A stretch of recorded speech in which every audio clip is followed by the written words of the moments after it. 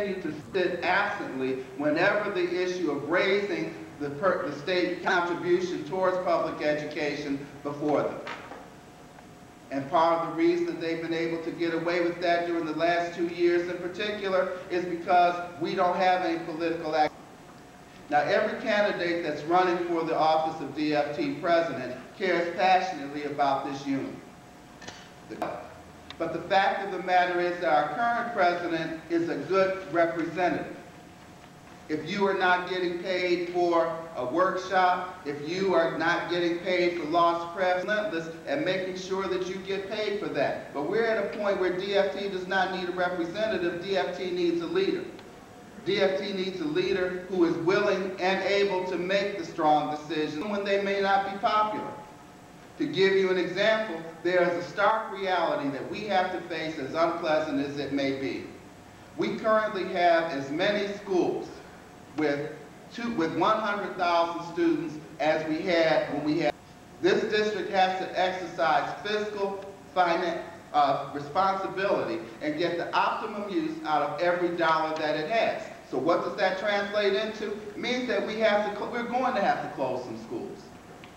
That's a reality we have to face. But the closing of those schools does not have to equate into the limit to you that the savings that are garnered from the closing of those schools and through the maintenance of those schools, you can divert those funds back into the classroom, which should be priority one. It gives us the resources to address the issue of class size. It gives us the resources to address the issue of comparable compensation for our members. But you have to have a leader that understands that and knows how to get it done. I have selected as part of my team a person who spent 18 years in corporate America. He is a CPA. I am not a finance person, and I recognize that weakness within my own candidacy. So what do? I find someone who complements my weakness with his strength. Through him and our financial analyst, Patrick Falkerson, they will be able to dissect and analyze both the district's finances as well as the union's finances and be able to develop a comprehensive plan that we can take to the bargaining table to negotiate a contract that is fair and equitable to our membership. In closing, I will say this to you. There are fundamental questions that you need to ask yourself when making this decision as to who's going to be your president. Do you want a person in that chair as the chief negotiator who, even while sitting at the bargaining table, has never written one letter of one word, of one sentence, of one paragraph, of one provision of that contract? Which, by the way, if you notice, you still don't have a copy of the current contract that expires on June the 30th. Since I've been gone, it's disappeared. Do you want someone sitting at that bargaining table who has never been able to demonstrate an ability to turn a no into a yes? Do you want someone at that bargaining table as your chief negotiator who has never had to sit at that bargaining table before and therefore has never bore the weight of responsibility for the welfare of now somewhere around 8,000 members on their shoulders based upon the decisions that they make? Or do you want someone sitting at that bargaining table who has the knowledge and experience of both the contract and the art of negotiations and the writing of contract language, who has consistently demonstrated an ability to deliver it since 1994? If you want the latter of the above, then I would submit to you that you support my candidacy for president of the DFT along with the UTR team. It is experience that is proven. It is experience that has been productive. It is experience that is forthright. There is no one in this district who has knowledge of that collective bargaining agreement comparable to that which I have. Not because I'm any smarter than anybody else, but because I've had to write that document since 1994.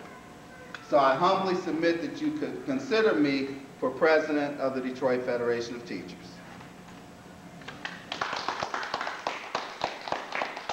So are we supposed to take questions now, Terry? I think we are. The format is a statement, which both candidates have made their statement, and question and answer. Owing to because we don't have such a large number of participants. Somebody ask a question. Somebody open questioning? Yeah. About the building that the union has right now. We owe a lot of money on that building. The financial difficulty that the union finds itself in has absolutely nothing to do with the purchase of the building. We purchased that building, and I did negotiate that deal as well, lock, stock, and barrel for $5 million. Now, admittedly, there were some alterations in that building that I felt could have waited.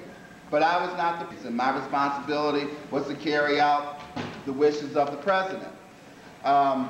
The first floor definitely needed to be modified in order for us to utilize the building for what it was designed for us to hold our membership meetings. And we needed to do some things with the financial difficulty that the union found itself in really had more to do with the fact that as punishment for the strong stance that we made in negotiations in 2006, the district insisted that we pay them all the money that we had in arrears, which had been going on since the establishment of collective bargaining and this relationship with DPS. They insisted that we pay them all the money up front, plus DFT staff that were DPS employees, rather than us paying them for that through a reimbursable account where we paid them at the end of the school year. Now they want the money up front.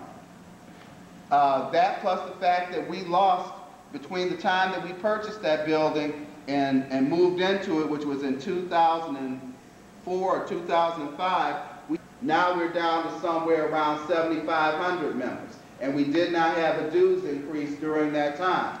So it was like this perfect storm of events that took place that did put DFT into financial difficulty. So, and then President Janet Garrison did develop a financial recovery plan that President Cantrell, to her credit, did adopt, and it is now moving the DFT closer towards financial solvency. But the building itself did not put us into hardship. I don't think the building is the key to the problem. I say that as somebody originally who opposed us. Purchase it, I knew it would be difficult, and it has been difficult, but we got a union hall out of it, a place where we can lease, so we don't have to rent from another union, which is what we used to do. So I think there's been a real advantage to it. And it's one place where I'd say I wasn't right in my opposition. However, I would say this, that there's no way this union ever should have gotten indebted to DPS. And they pulled the rug from out from under us because we took a strong stand. We took a strong stand in the last strike, and Womack out from under us because we owed them money. We never, ever should have been in that position. A union should never be, as a structure, as an organization, indebted to the employer. Because at any moment, that could end. The employer just says, pay up now, right in the middle of the strike. That's exactly what they did. Who got us into debt? You've got to ask that. The other problem is the paybacks to the American Federation of Teachers. They have no right to take it from us. We lead the AFT because we struck in 2006, and the AFT had no problem putting our pictures on the pages of its newspaper because they know that's what inspires the members, other members fighting. DFT is known